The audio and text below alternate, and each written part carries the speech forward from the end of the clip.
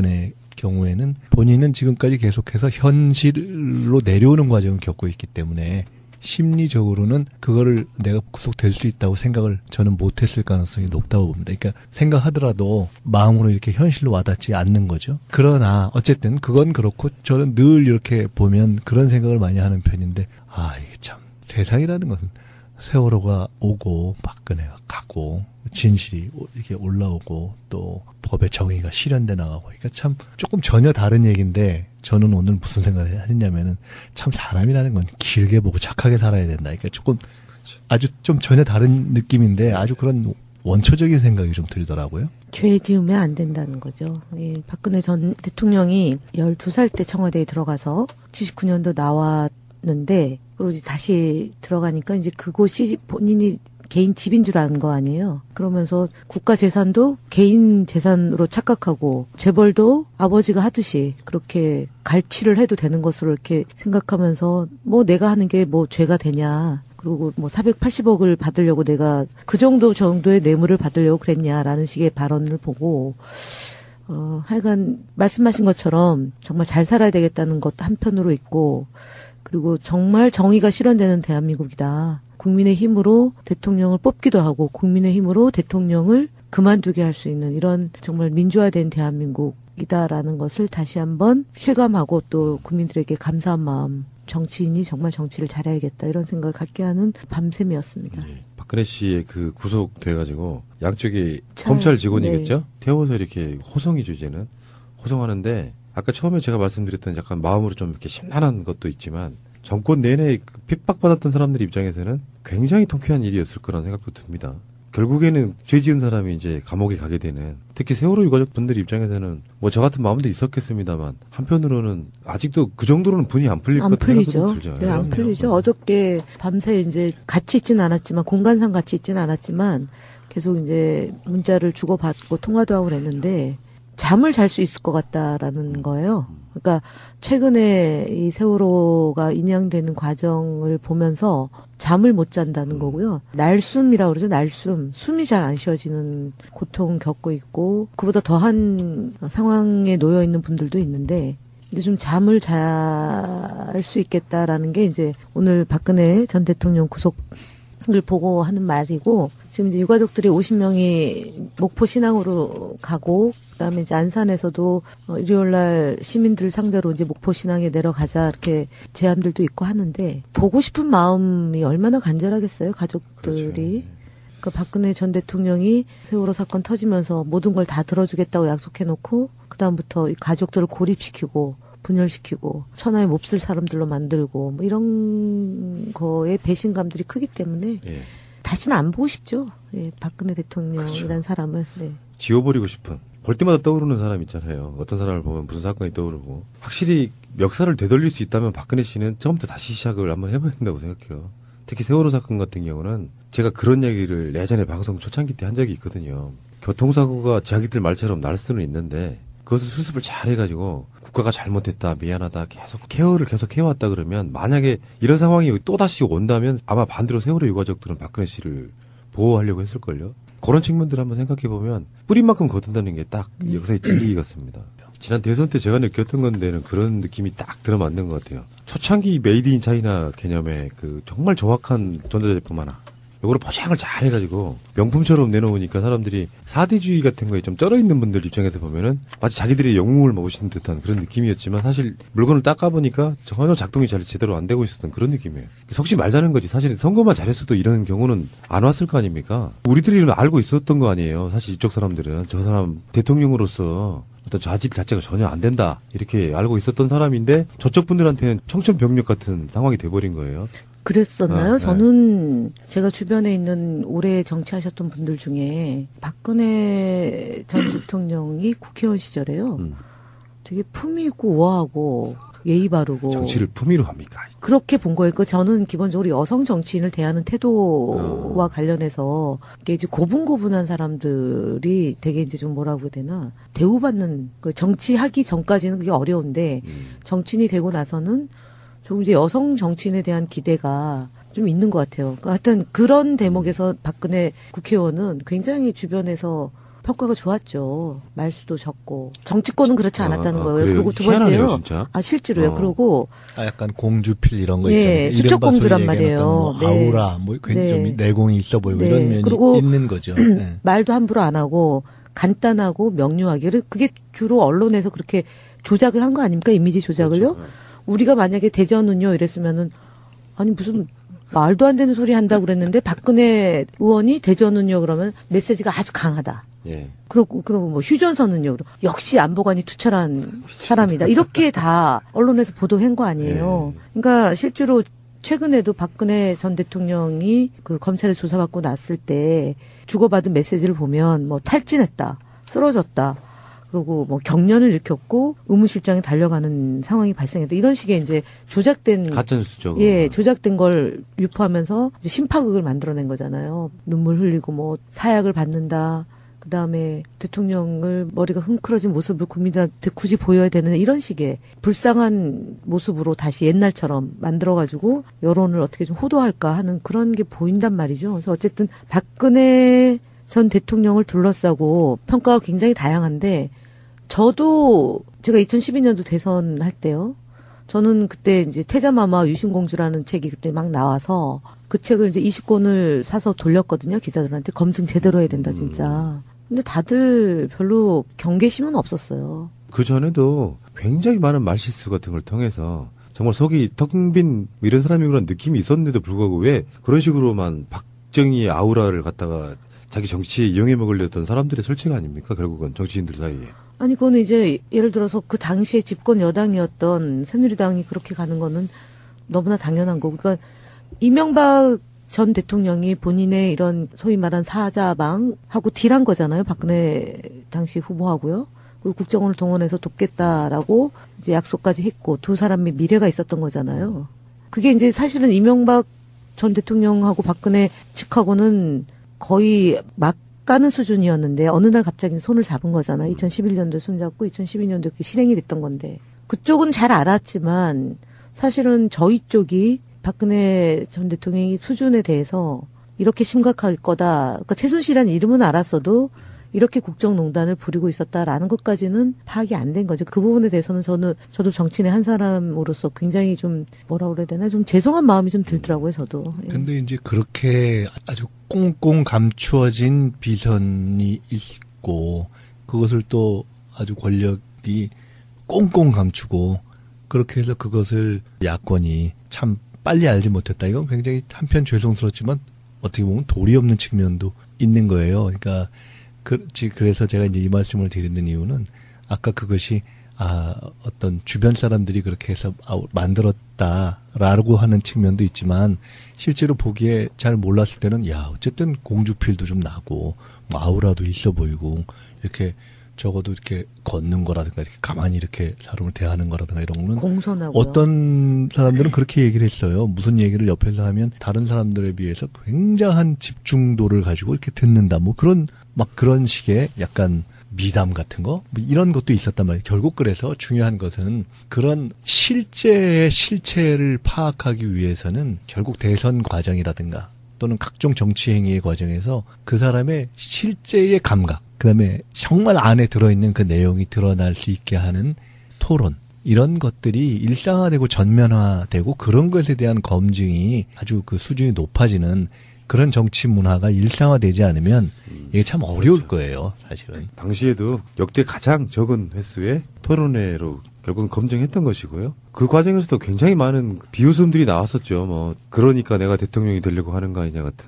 정말 황당하기 그지없는. 그러니까 내가 하면 할 수 있다라든가 뭐 이런 정도 수준을 것을 우리가 다 넘어가 준 건데. 3차 TV 토론회 끝난 날이 12월 16일인데 그날 오후에 이제 극도의 이 불안감 때문에 TV 토론을 제대로 준비를 할 수가 없었답니다. 그러니까 이정희 후보가 이제 2차 토론까지 있으면서 그렇죠. 그만뒀잖아요. 그래서 3차 토론이 양자 대결로 가니까 이제 전선에 혼선이 생긴 거 아닙니까? 준비했던 거에. 그러고 나서 그날 밤 10시 50분에 속보가 뜬 거잖아요. 김용판 사건에. 네.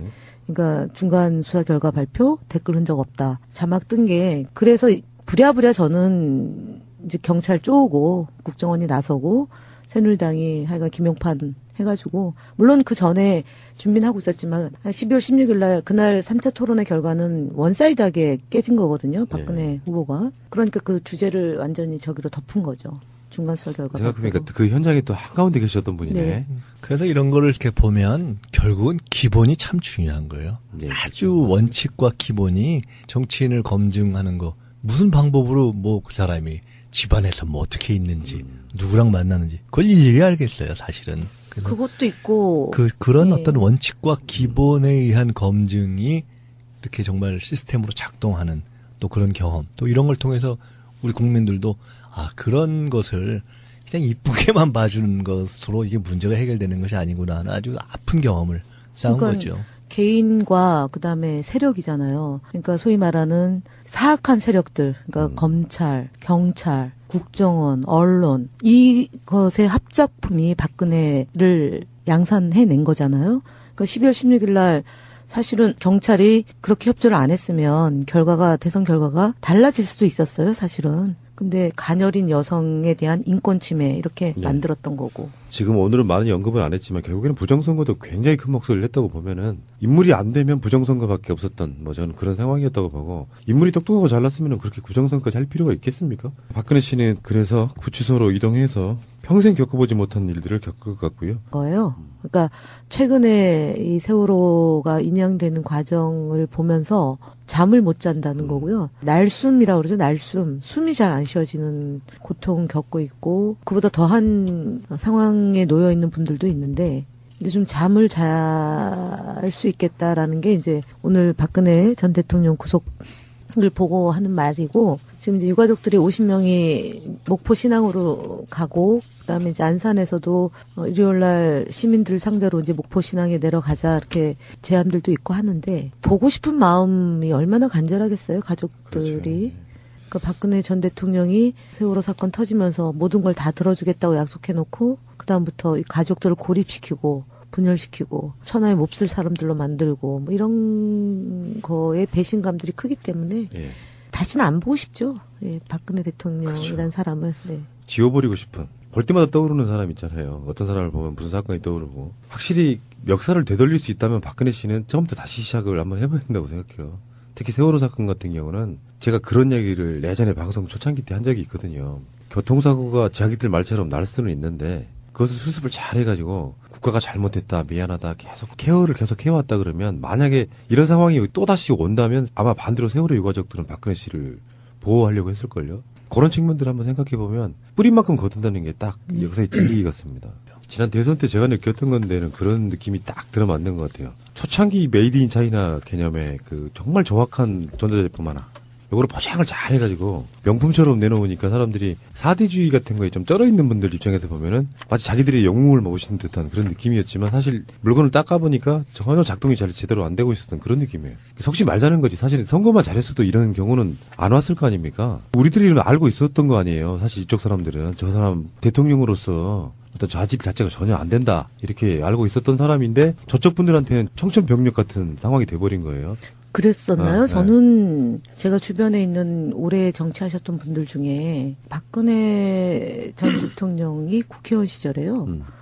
되게 품위 있고 우아하고 박근혜 경우에는 본인은 지금까지 계속해서 현실로 내려오는 과정을 겪고 있기 때문에 심리적으로는 그거를 내가 구속될 수 있다고 생각을 저는 못했을 가능성이 높다고 봅니다. 그러니까 생각하더라도 마음으로 이렇게 현실로 와닿지 않는 거죠. 그러나 어쨌든 그건 그렇고 저는 늘 이렇게 보면 그런 생각을 많이 하는 편인데 이게 참 세상이라는 것은 세월호가 오고 박근혜가 가고 진실이 이렇게 올라오고 또 법의 정의가 실현돼 나가고 그러니까 참 조금 전혀 다른 얘기인데 저는 오늘 무슨 생각을 했냐면은 참 사람이라는 건 길게 보고 착하게 살아야 된다. 그러니까 조금 아주 좀 전혀 다른 느낌인데 아주 그런 원초적인 생각이 좀 들더라고요. 죄 지으면 안 된다는 거죠. 예, 박근혜 전 대통령이 12살 때 청와대에 들어가서 79년도 나왔는데 그리고 이제 다시 들어가니까 이제 그곳이 본인이 개인 집인 줄 아는 거 아니에요. 그러면서 국가 재산도 개인 재산으로 착각하고 재벌도 아버지가 하듯이 그렇게 갈취를 해도 되는 것으로 이렇게 생각하면서 뭐 내가 하는 게 뭐 죄가 되냐. 그리고 뭐 사백보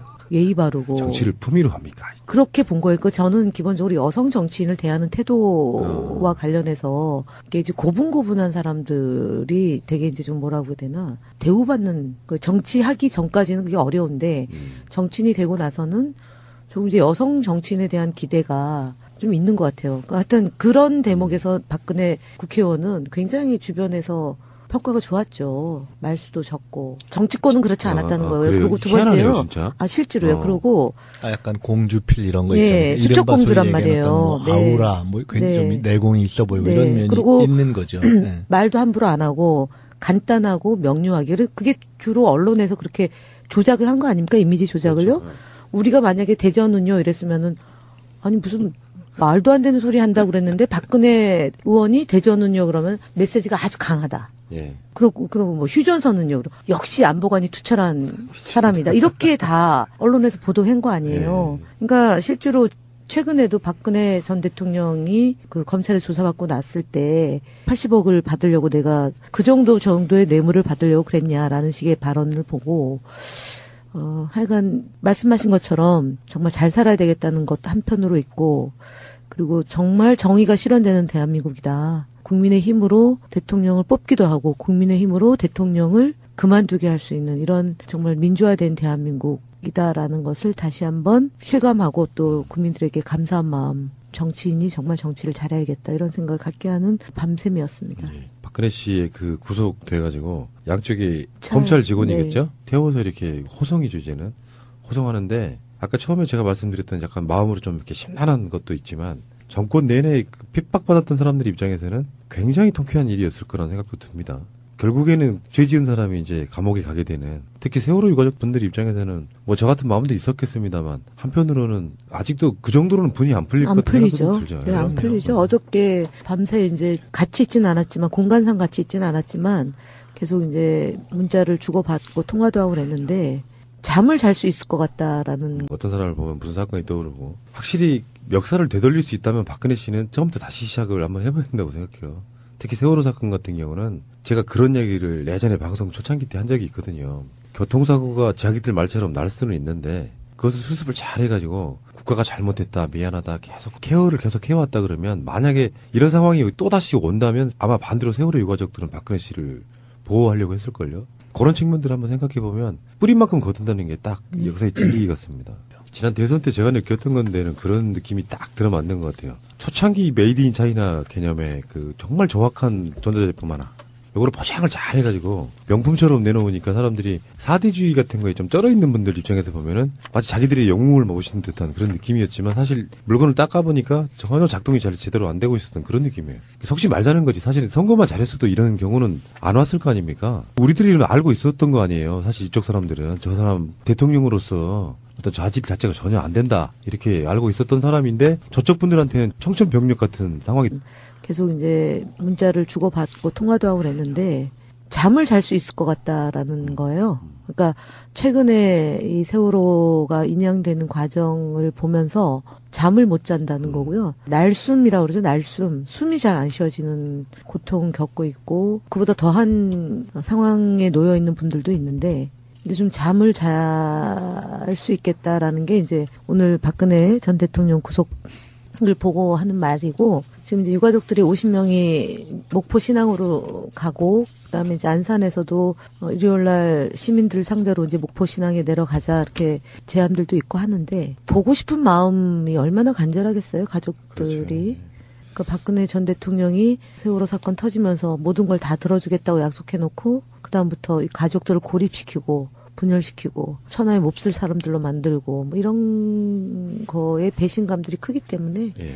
다시는 안 보고 싶죠. 예, 박근혜 대통령이라는 그렇죠. 사람을. 네. 지워버리고 싶은 볼 때마다 떠오르는 사람 있잖아요. 박근혜 경우에는 본인은 지금까지 계속해서 현실로 내려오는 과정을 겪고 있기 때문에 심리적으로는 그거를 내가 구속될 수 있다고 생각을 저는 못했을 가능성이 높다고 봅니다. 그러니까 생각하더라도 마음으로 이렇게 현실로 와닿지 않는 거죠. 그러나 어쨌든 그건 그렇고 저는 늘 이렇게 보면 그런 생각을 많이 하는 편인데 이게 참 세상이라는 것은 세월호가 오고 박근혜가 가고 진실이 이렇게 올라오고 또 법의 정의가 실현돼 나가고 그러니까 참 조금 전혀 다른 얘기인데 저는 오늘 무슨 생각을 했냐면은 참 사람이라는 건 길게 보고 착하게 살아야 된다. 그러니까 조금 아주 좀 전혀 다른 느낌인데 아주 그런 원초적인 생각이 좀 들더라고요. 죄 지으면 안 된다는 거죠. 예, 박근혜 전 대통령이 12살 때 청와대에 들어가서 79년도 나왔는데 그리고 이제 다시 들어가니까 이제 그곳이 본인이 개인 집인 줄 아는 거 아니에요. 그러면서 국가 재산도 개인 재산으로 착각하고 재벌도 아버지가 하듯이 그렇게 갈취를 해도 되는 것으로 이렇게 생각하면서 돼버린 거예요. 그랬었나요? 네. 저는 제가 주변에 있는 오래 정치하셨던 분들 중에 박근혜 전 대통령이 국회의원 시절에요.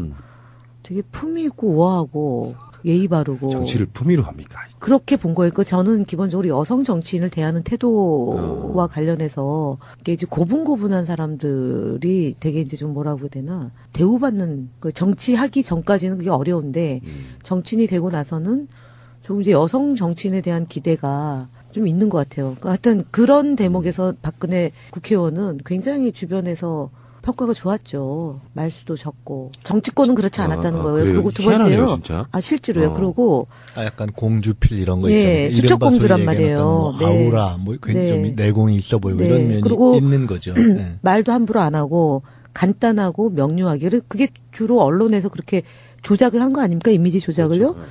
우리가 만약에 대전은요 이랬으면은 아니 무슨 말도 안 되는 소리 한다고 그랬는데 박근혜 의원이 대전은요 뭐 내가 하는 게 뭐 죄가 되냐. 그리고 뭐 480억을 받으려고 내가 그 정도의 뇌물을 받으려고 그랬냐라는 식의 발언을 보고 하여간 말씀하신 것처럼 정말 잘 살아야 되겠다는 것도 한편으로 있고 그리고 정말 정의가 실현되는 대한민국이다. 국민의 힘으로 대통령을 뽑기도 하고 국민의 힘으로 대통령을 그만두게 할 수 있는 이런 정말 민주화된 대한민국이다라는 것을 다시 한번 실감하고 또 국민들에게 감사한 마음 정치인이 정말 정치를 잘해야겠다 이런 생각을 갖게 하는 밤샘이었습니다. 네. 박근혜 씨의 그 구속돼가지고 양쪽이 검찰 직원이겠죠? 네. 태워서 이렇게 호송이죠, 이제는.